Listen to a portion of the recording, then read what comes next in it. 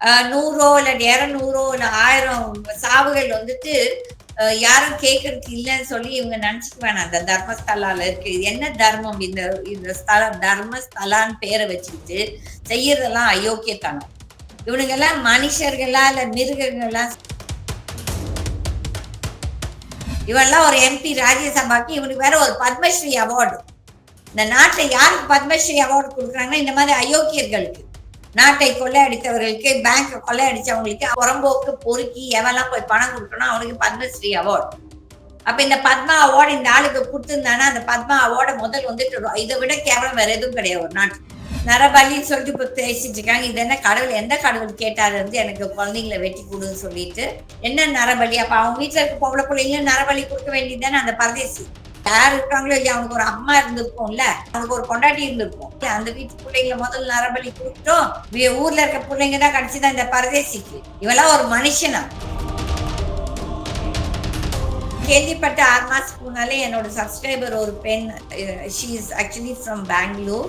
எவ்வளவு பேர் முன்னுக்கு வந்தாங்கன்னா எல்லாத்தையும் இவங்க பயன்படுத்துறாங்க. அப்ப வந்துட்டு நிறைய பேர் பாதிக்கப்பட்ட அப்பா அம்மா அவங்க குடும்பங்கள் இவங்களோட மிரட்டலுக்கே பயந்துட்டு நிறைய பேர் வரல.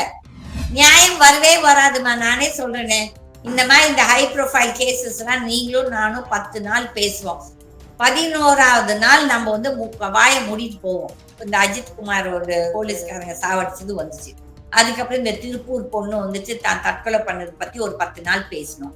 ஊடகமாவது இல்லாட்டி எந்த ஒரு ஆக்டிவிஸ்டாவது அதை திருப்பி அதை ஃபார்வர்ட் எடுத்துட்டு போறோம்னா முடியாது. இது வந்து நிறைய பேர் வந்து இதை வச்சு நம்ம தொழில் பண்ணிட்டு இருக்கோம் தவிர்த்துட்டு யாருன்னா அந்த அந்த நியாயத்துக்காக மணி அடிக்கிறோம்னா கிடையாது.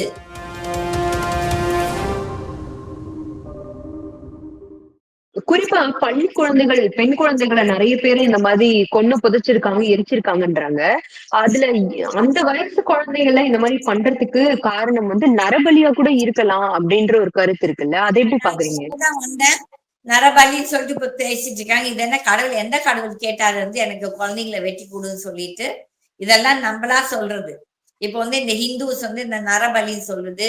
அதுக்கப்புறம் ஒரு சில இந்த முஸ்லிம்ஸ் வந்து குரான்ல எழுதி இருந்துச்சு, இந்த மாதிரி அல்லாவை யார் நம்பாட்டியும் அவங்களுக்கு சாவடிக்கணும். எந்த அல்லாவும் அப்படி சொல்லல, எந்த கிருஷ்ணர் சிவனும் சொல்லல, எந்த ஜீசஸும் சொல்லல. இதெல்லாம் மனிதரால் உருவாக்கப்பட்ட அயோக்கியத்தனங்கள். ஓகே, என்ன நரபலி? அப்ப அவங்க வீட்டுல இருக்க பொம்பளை பிள்ளைங்களும் நரபலி கொடுக்க வேண்டியதுதானே அந்த பரதேசி. அவங்க வீட்டுல பொண்டாட்டி அவங்க அம்மா இருந்திருக்கும்ல, யார் இருக்காங்களோ இல்லையா, அவனுக்கு ஒரு அம்மா இருந்திருக்கும்ல.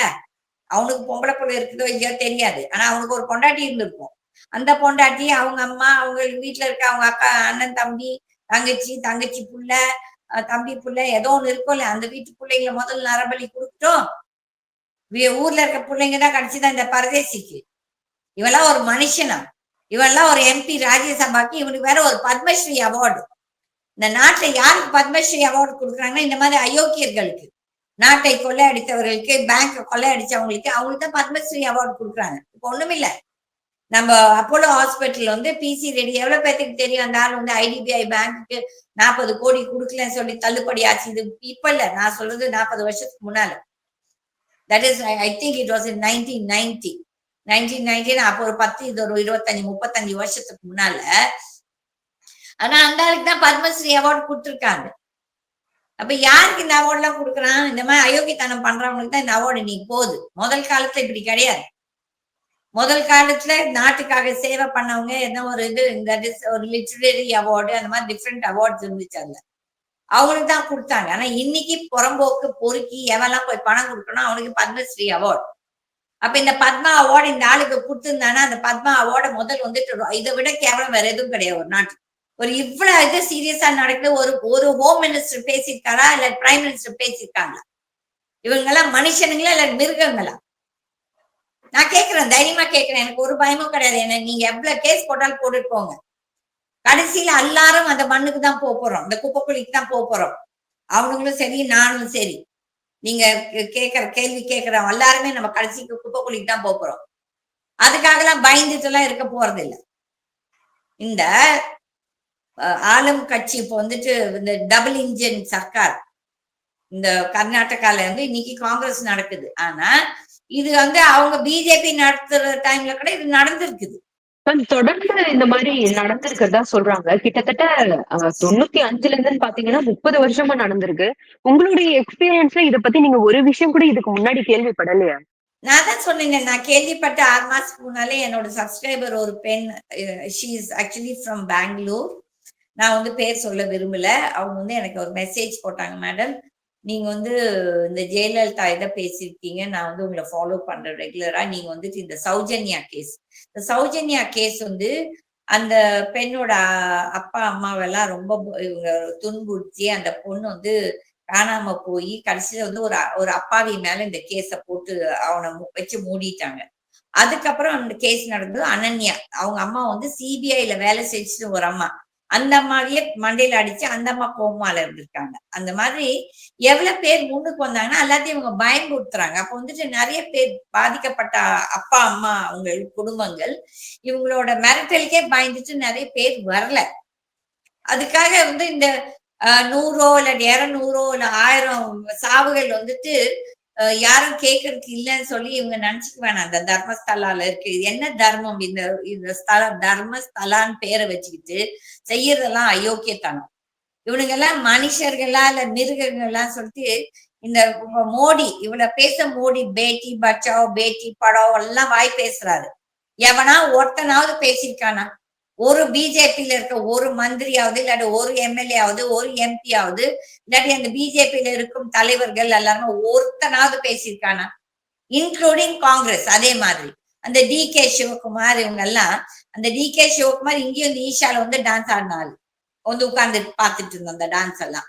அதே மாதிரி தான் வந்து அந்த இந்த தர்மஸ்தலாவுக்கும் அடிக்கடி போறது.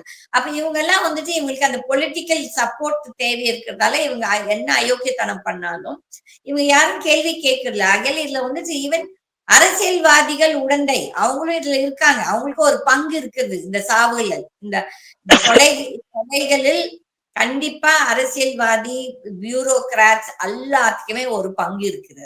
இவங்களுக்கெல்லாம் கடவுள் தான் வந்து பதில் கொடுக்கணும். இப்ப வந்துட்டு நீங்களும் நானும் போய் ஒரு நீதி அரசர் மேல போய் கம்ப்ளைண்ட் குடுத்தா என்ன எடுப்பானா? எடுக்க மாட்டான்.